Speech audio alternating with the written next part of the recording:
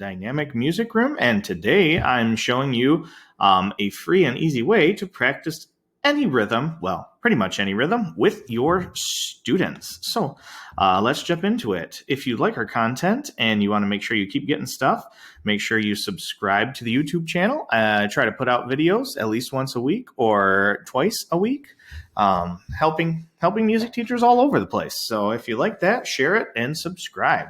So this is called rhythmrandomizer.com. This website is super cool. Really interesting, and I will make sure to share this link in the description below. So what this is, you just open it up anywhere, and there's rhythms up here. Like, that's pretty cool, and there doesn't seem to be a lot here, but as the name implies, this is the Rhythm Randomizer. So when you click the rhythm or you click New Rhythm, boom, you get a completely other random rhythm, and you just keep clicking, and it'll give you random rhythms forever and a day. I've never seen the same one twice unless I pare down the rhythms.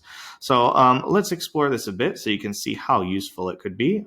Just over here is just their stuff. You can read about them. They're pretty cool. They have a Facebook page. Nice guys. So yeah. So if you come over here to the settings, let me get my face out of here. Face is always in the way.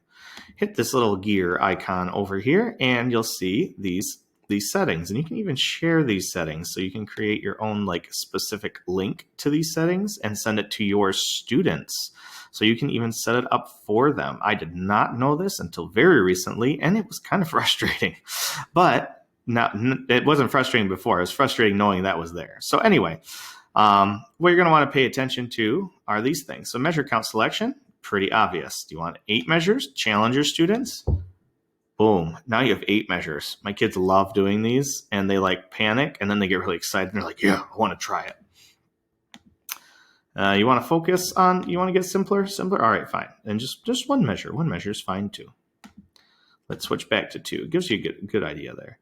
Under time signature selection, they have these 3 time signatures. Yes, it's only duple. It is not in triple, so that is one drawback of this, but maybe they're working on that.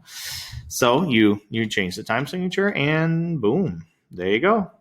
I'm in 3/4. Perfect for practicing all that stuff. 2/4. Click, boom. Also click new rhythm. This is like the one when I ask my kids to make up a rhythm, they do stuff like this. It's either that or all rests.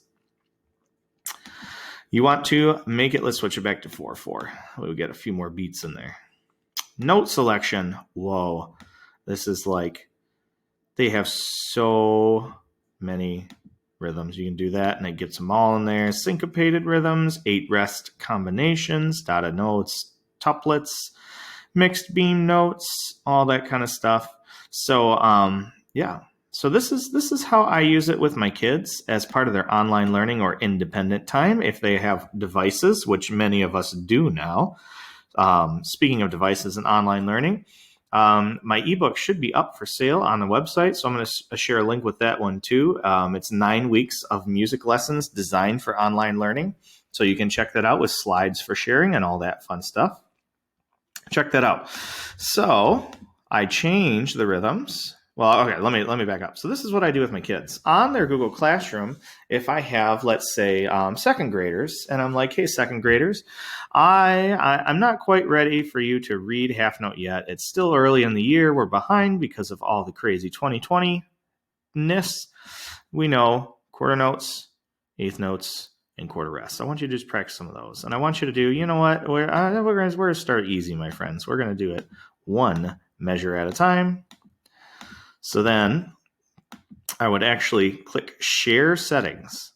And when I click Share Settings, it copies the link, and it goes to exactly this setup. So now they click, and they don't even have to change anything. And it's all quarter note, eighth notes, and quarter rest random rhythms. That's always a good one. I like that one. My kids love that one too. They're like, oh, thank gosh, that's amazing. So that's what I do with them. I will do a Loom video, which I can talk about in another time, but a Loom video, that's how I do these videos. I teach them how to change this too. So I do that. I click share settings and I add that into the Google Classroom. It's super easy, super awesome to use, and it just gets a chance to let them play. If they're in their classrooms, or you can encourage them to do it at home. This can be a hands-off way to get them to practice, and it also differentiates a little bit because the kids who are better at it, they can challenge themselves by doing more measures or by adding in other rhythms. There's always that one piano kid, the one you have in like first grade who's been taking lessons for like 2 or 3 years, and they're like, I know all of this already. I'm way smarter. Not smarter necessarily, but I have way more experience than everybody else in my class. I'm bored. Well, give them this and then tell them to do some rhythms that the other kids don't know.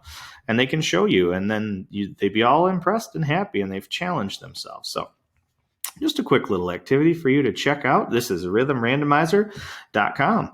And I'll also say, moving my face again, I'll also say that I have a monster of an article on my website, dynamicmusicroom.com, all about like the ultimate counting rhythms guide and rhythm syllables. It does a quick review of all the different syllable systems, and oh my gosh, that one took me a while to do. So I'll put that in the description too. You should check that out. It's got activities and all kinds of stuff. So until next time, don't forget to subscribe and keep on singing.